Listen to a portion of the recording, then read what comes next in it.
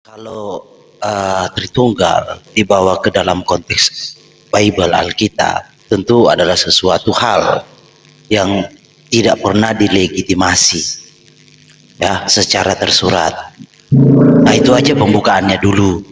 Lanjut. Oke, Pak Sarhapanim langsung. Maksudnya legitimasi yang bagaimana tuh? Apakah segala konsili yang dijalankan itu bukan legitimasi? Ya, coba dijawab dulu. Legitimasi yang bagaimana? Jadi kita semua percaya Tuhan Yesus itu maha kuasa, maha cerdas ya. Sekalipun tidak tertulis secara tekstual, dia pasti cerdas. Tidak mungkin Tuhan yang maha kuasa jika memang menginginkan Tritunggal, dia tidak memberitahu. Bagaimana mungkin Tuhan yang maha kuasa tentang karakter dirinya nanti diungkapkan oleh orang? Bukankah manusia tidak mampu mengungkapkan misteri ilahi itu? Hanya sang ilahi itu yang bisa mengungkapkan siapa dirinya. Kok tiba-tiba ada manusia? Nah, tentang konsili, kita bisa melihat dari konsili mulai dari tahun 268 ya, konsili Antioquia ya. Konsili Antioquia jelas menolak tahun 268, menolak tentang doktrin homoousios itu. Ya, lalu doktrin itu diadopsi lagi tahun 325 ya, karena latar belakang seorang raja yang bertobat, maka menjadi terlegitimasilah doktrin itu. Sebenarnya legitimasi doktrin itu tidak didasari oleh pengetahuan Alkitab ya, karena dalam bunyi kredo doktrin itu Tuhan Bapa, Tuhan Anak yang setara, homoi setara. Jadi dalam paradigma Alkitab itu sangat tidak mungkin ada Tuhan Bapa, Tuhan Anak. Jadi memang kredo Nikea itu adalah kumpulan-kumpulan orang yang belum mengerti, yang belum mengetahui isi Alkitab. Jadi sangat disayangkan kalau kita ke Kristenan yang lebih unggul pengetahuannya dari Bapak Gereja di zaman 325, lebih percaya kepada mereka. Sangat disayangkan kita di zaman sekarang yang ada internet tunduk kepada pemikiran yang minim literatur, yang minim literasi. Sangat disayangkan. Ya gitu aja. Katanya tadi segala misteri ilahi dan kita sebagai manusia. Pak Malikil mengatakan yang tadi kan. Terus apa segala kegiatan dari bapak-bapak gereja?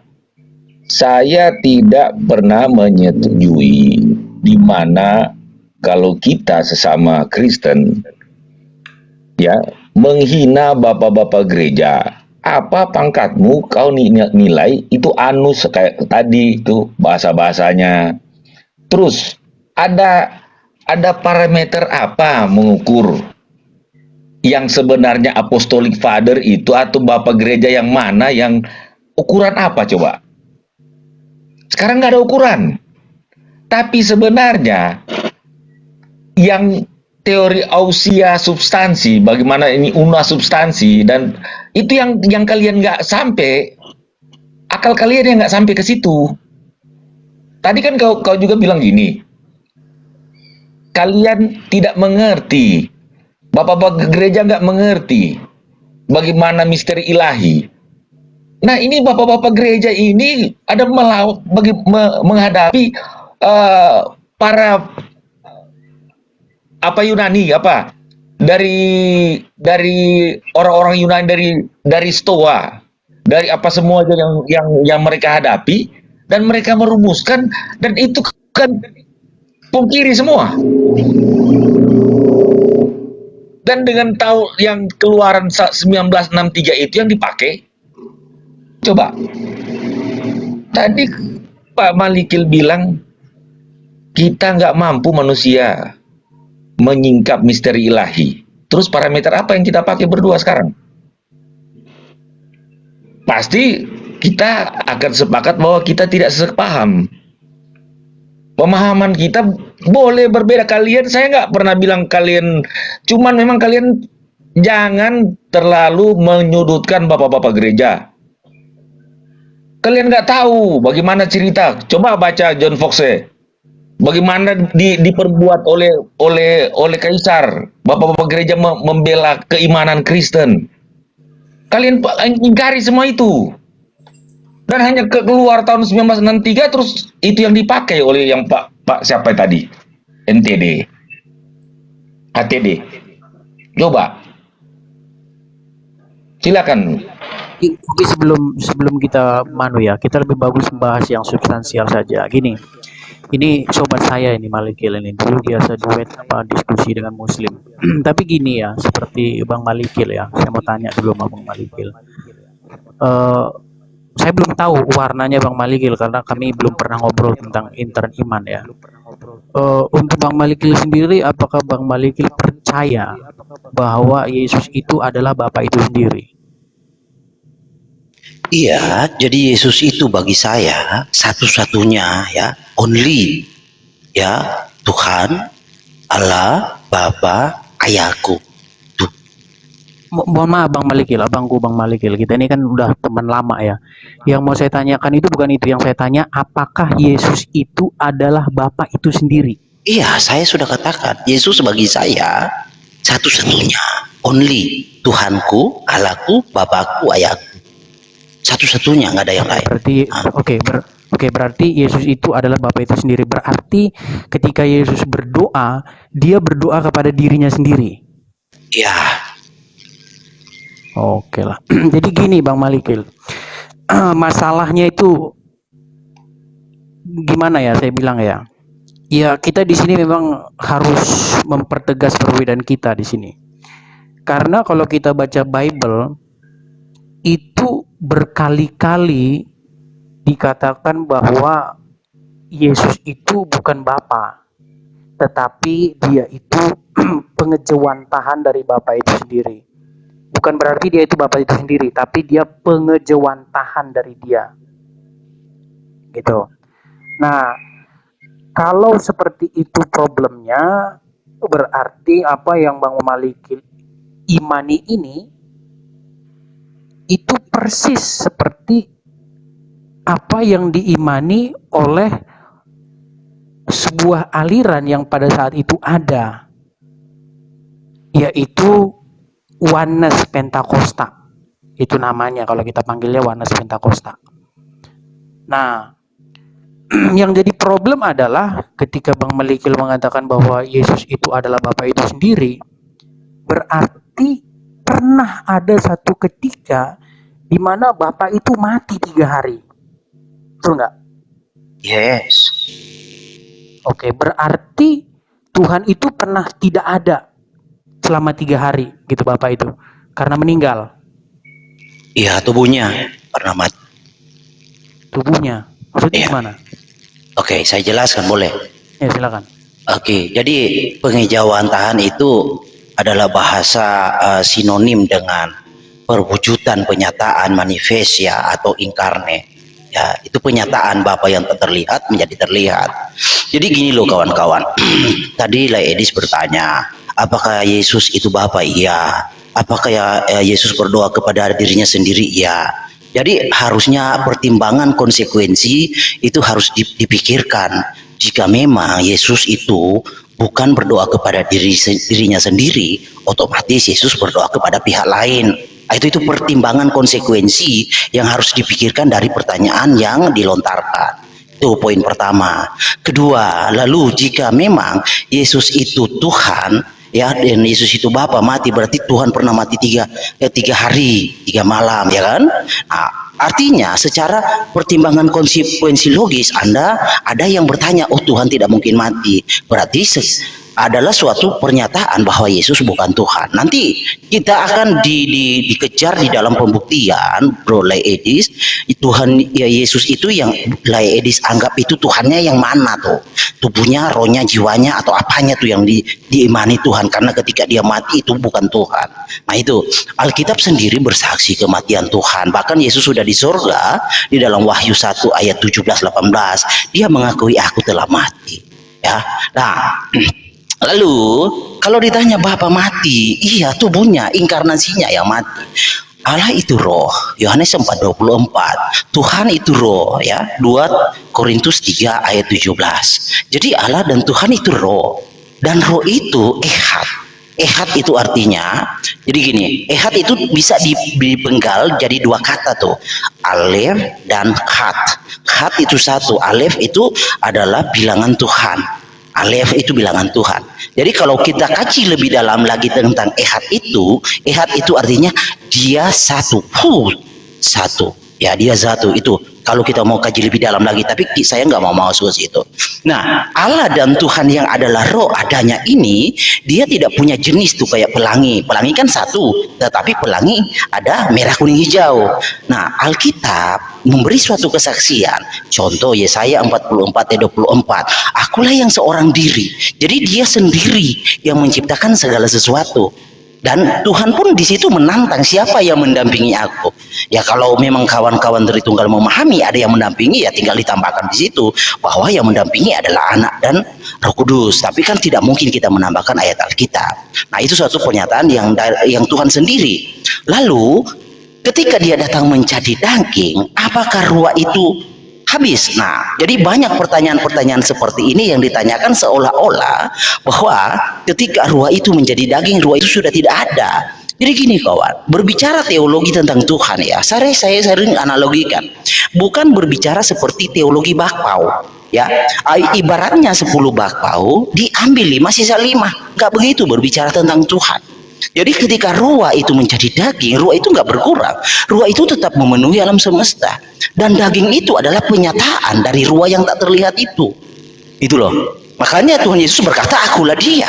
Jika kamu tidak percaya akulah dia, kamu akan mati dalam dosamu, karena dia itu merujuk kepada ruah itu, sang pencipta itu. Nah itu jadi harus dipahami. Terus yang mati yang mana? Inkarnasinya. Nah, apakah inkarnasinya dia juga? Iya, inkarnasinya adalah dia, penyataan dari yang tak terlihat itu. Nah, begitu cara memahaminya lain. Lanjut.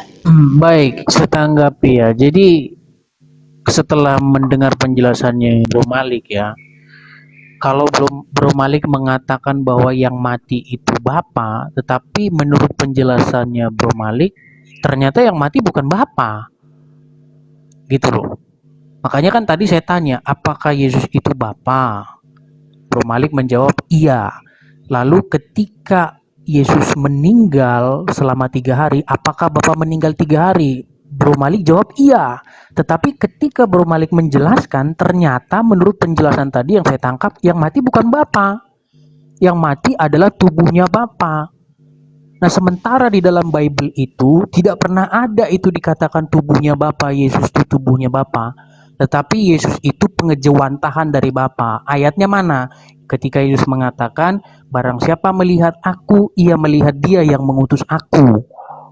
Nah, Ya. bukan berarti bahwa Yesus itu Bapa itu sendiri, tetapi dia pengejawantahannya. Pengejawantahan dari Bapa yang tak terlihat. Oke lah, yang di sini kita clear ya. Jadi sebenarnya masalah kita sebenarnya bukan di situ, Bro Malik ya. Masalah kita itu di sini. Ketika ada sebuah pertanyaan begini, Bible mengatakan bahwa Tuhan itu ehad, ya kan? Kemudian Yohanes 17 kalau nggak salah ayat 3 mengatakan dia adalah satu-satunya Allah yang benar. Nah, yang jadi masalah begini, Bro Malik. Yesus yang telah engkau utus. Ya, dan mengenal Yesus Kristus yang telah engkau utus. Nah, yang jadi masalah begini, Dan ini saya akui banyak orang Kristen yang dia tidak mampu menjelaskan sebenarnya, tapi dia memaksa diri untuk menjelaskan. Gini, Bro Malik. Dikatakan di dalam Bible dengan tegas bahwa dia adalah satu-satunya Allah yang benar. Kata dia itu merujuk ke Bapa. Ya. Lalu orang-orang Kristen bilang Yesus itu juga Allah. Nah, maka di sini secara logis Bro Malik harus menyimpulkan bahwa Yesus itu Allah, berarti otomatis dia itu Bapa. Karena kalau enggak, berarti Yesus itu menjadi Allah lain. Nah, ini di sini permasalahan yang saya lihat kepada Bro Malik. Interupsi sebentar. Saya mau turun dulu nih untuk Bang Umar, tolong cek inbox sebentar ya. Oke, lanjut silakan. Ya, jadi gini Bro Malik, ya. Pertama-tama kita itu harus bicara definisi Allah dulu. Apa sih Allah itu?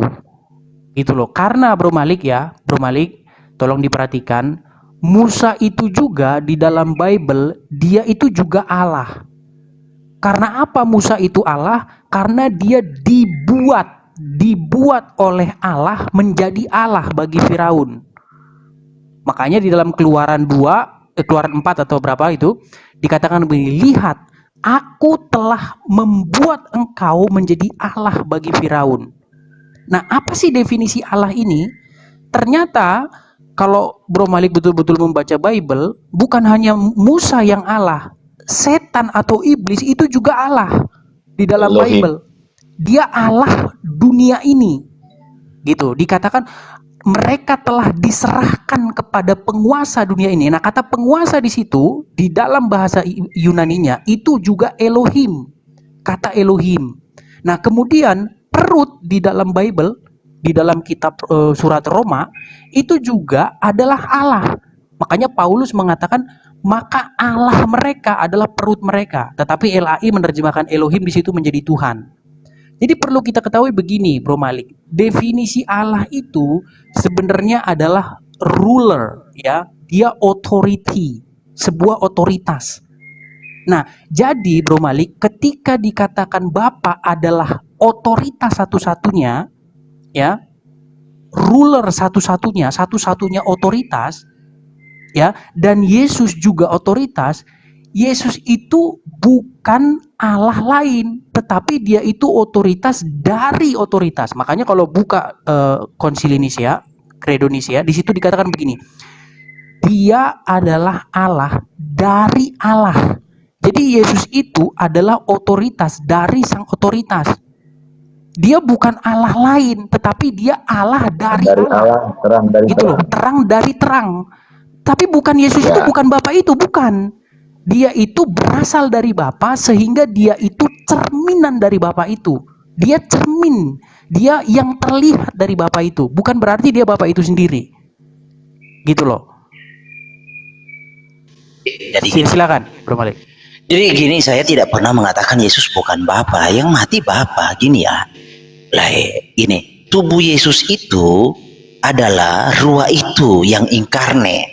Jadi gini ya, yang eksis itu adalah ruah itu. Ruah itu yang disebut Allah, ruah itu yang disebut Tuhan, ruah itu yang disebut Bapa. Ya, tuh ruah itu pula yang disebut Sang Firman. Itu. Nah, ketika ruah itu menjadi daging, tentu sebutannya tetap ada kepada dia. Jadi ketika ruah itu yang disebut Tuhan, ruah itu yang disebut Bapa, ruah itu yang disebut Allah, ya, menjadi daging, ya, menyatakan diri dalam rupa daging, daging itu adalah Allah, Tuhan, Bapa. Itu loh. Oke, jadi harus paham ya. Nah, apakah daging itu Bapa? Iya, karena daging itu adalah penyataan inkarne dari ruah itu. Lalu saya membawa kepada Yohanes 17 ayat 3. Itu sangat mudah untuk menjelaskan. Jadi kata salah di sana, kata salah itu dalam Alkitab ya. Ingat, Alkitab berkata keselamatan itu dari pihak Tuhan. Nah, kecuali kawan-kawan di sini memahami eksistensi Tuhan itu udah 3 sejak kekekalan. Nah, kalau Tuhan itu eksis adalah seorang diri, lalu bagaimana kita bisa bersandiwara mengkonotasikan bahwa pihak lain dari Tuhan yang datang menyelamatkan, sedangkan dia berkata keselamatan itu dari pihaknya, gitu loh. Nah, dan kawan-kawan itu harus bisa. Maaf saya potong bro. Saya ini mau kom Bapa. Ngasih tahu tuh kalau barat ada mau kom Bapa. Oke. So jam di sini jam 5. Kita suka bro udah bilang begitu lantaran nyak rupa tutu hati dia tadi. Kalau tadi kan jangan baba, jangan ya coba-coba aja baba bahina apa hujat sadiki-sadiki dia tadi.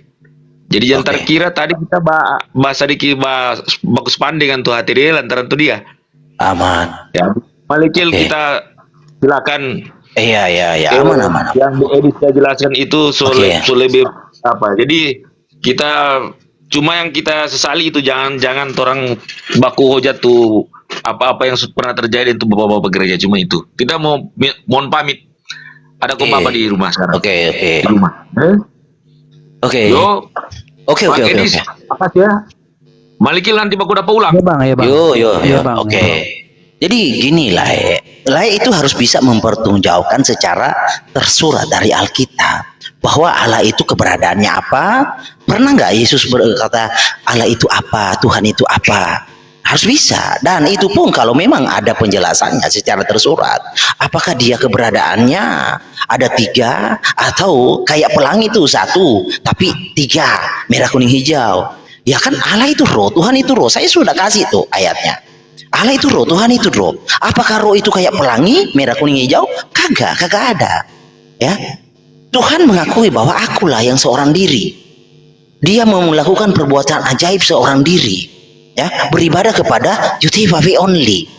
Lalu bagaimana kita bisa membuat sandiwara ada selain dia? Bukankah kata only itu adalah satu-satunya? Kok bisa-bisanya kita membangun suatu sandiwara dari kata only itu ada yang lain?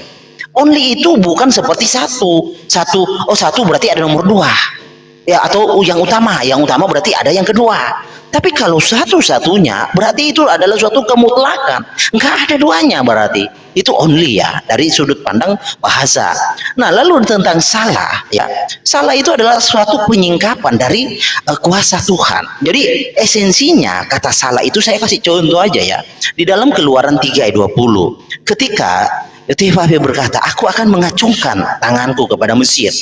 Nah, di situ mengacungkan tanganku, aku mengacungkan tanganku, dalam originalnya itu adalah kata salah hati. Lalu aku akan menyelamatkan di dalam Sakaria 9 ayat 11. Banyak hal. Intinya dari pihak Tuhan keselamatan, dan kata salah itu adalah penyataan. Jadi kuasa Tuhan, kemuliaan Tuhan dinyatakan. Itu kata salah. Ibaratnya seperti Keluaran 4 ayat 4. Musa disuruh mengulurkan tangannya. Musa mengulurkan tangannya. Kata mengulurkan pun menggunakan kata salah. Apakah tangan Musa itu diamputasi, dikirim ke sana? Enggak. Jadi kata salah esensinya adalah penyataan atau merealisasikan sesuatu. Nah, kalau dari pihak Tuhan itu merealisasikan kuasanya. Yang menjadi pertanyaan, kawan-kawan ya, ada berapa Tuhan? Jika Yesus sebagai Tuhan ditolak itu mati, lalu ada berapa Tuhan? Ya, logikanya ada Tuhan yang tidak mati. Logikanya. Oke ya, logikanya ada Tuhan yang tidak mati. Sedangkan ayat Alkitab berkata, ya, oke, saya buka ayat Alkitab aja ya, sebentar. Oke. Mumpung di layar besar juga ya. Oke. Nah, di dalam 1 Korintus ya, 1 Korintus 11. Oke. Jadi ini pelajaran juga buat kawan-kawan Kristen yang takut mengakui Tuhannya mati ya. Sebab setiap kali kamu makan roti ini dan minum cawan ini, kamu memberitakan kematian Tuhan. Yesus Tuhan mati dan dia Tuhan satu-satunya. Nah, kalau Yesus bukan Bapa, berarti Tuhan Bapa tidak mati. Itu konsekuensi logika. Ya. Berarti ada Tuhan yang nggak mati. Kematian Tuhan. Nah, nanti orang akan bertanya, berapa Tuhanmu? Oke, nah kalau ditanya balik, lalu Tuhan mati, yang menjaga dunia siapa? Ya, Yesus mati.